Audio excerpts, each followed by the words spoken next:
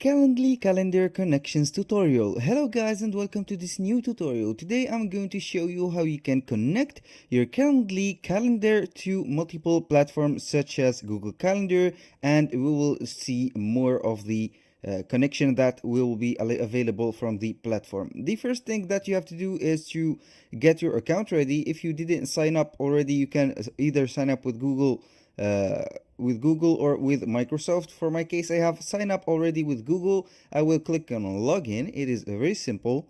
A little disclaimer guys, everything created in this video are created for the sake of the viewers and the sake of the video itself, and they are not created for any personal uses. So you have to follow the tutorial step by step till the end so you can go ahead and connect correctly your Calendly connection to every calendar.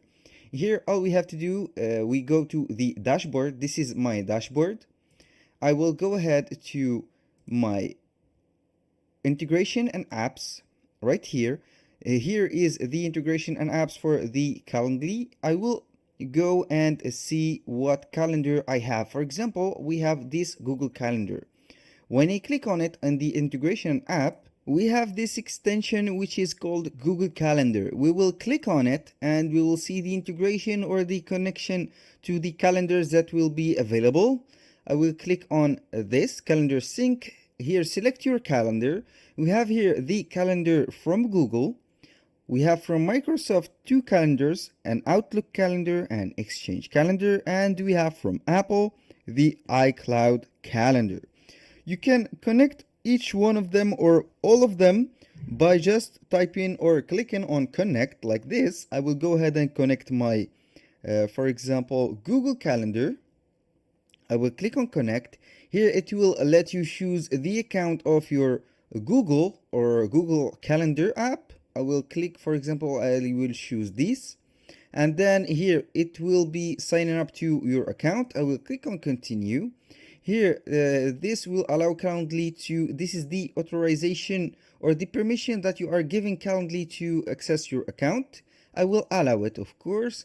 And here in few seconds, we will get everything connected. As you can see here, your calendar is connected and we are good.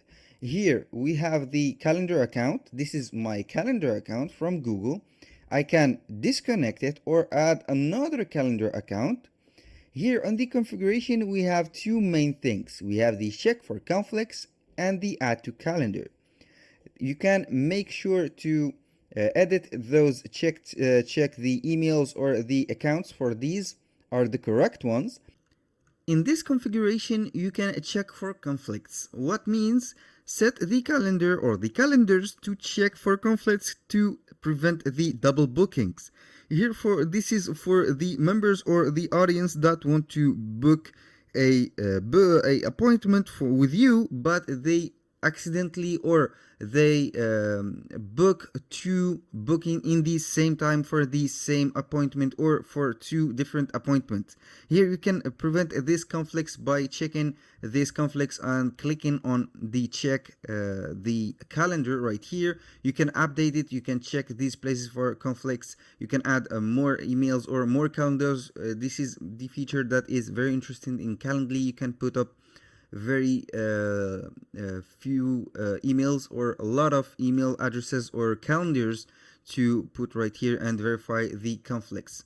And the add to calendar, set the calendar you would like to add a new event, so as they are scheduled, you are able here to edit the calendars. It is up to you. You can add another calendar or do whatever you like. Let's go back to add another calendar. Here you can go ahead and put another Google Calendar, or for example you can go to the Outlook calendar. I click on connect. It is very simple. It would take some time to go ahead and click it. For example, let's go with this. I don't know if I has the password correctly. I will go to accept and give the permission to my right here Microsoft calendar. I will go ahead. This is Office 365 approved, and we have this calendar right here. As you can see, we have two calendars. Right here we have the option to add the calendar. We have only one option. You can either go with this Microsoft or Outlook 365, or you can go with the check for conflicts with both. Right here I will give you an example for booking an appointment on for example Google, and see if Calendly will update the appointment to Google Calendar or not. I will go back to the home page. Right here I will go to the event, for example 30-minute meeting. I will go ahead and copy the link. This link will be shared through the social media platform that you will set. For example, here I have copied the link. I will go to open another tab right here and put the link. This is the booking page that I have created for the 30-minute meeting. Here this is my name, the event name, and the duration. Right here I can put the customers or the clients put a appointment for 9 days available. Like this, I will go ahead and put it for the 23rd, and I will go choose, for example, this time, and then I will click on next. I will put the name and the email, for example, like this. This is my email. I will go and add an email. Please share anything that will help prepare for our meeting. Social, like this, media, topics, like this, and I will schedule the event. Here you are scheduled. Here I can open the invitation right here and see how my invitation is looking like. This is the Calendly invitation, and I can also go to Google Calendar like this and see whatever, or if the Calendly put the event right here. And as you can see, this is my Google Calendar, and here we have the event booked for the Thursday 23, and we have this right here. This is the organizer. This is the email address that I have put, for example, and here the event name and everything will be right here. Need to make changes to this event or cancel or reschedule, you are good to go. This is good, and it is fully functional.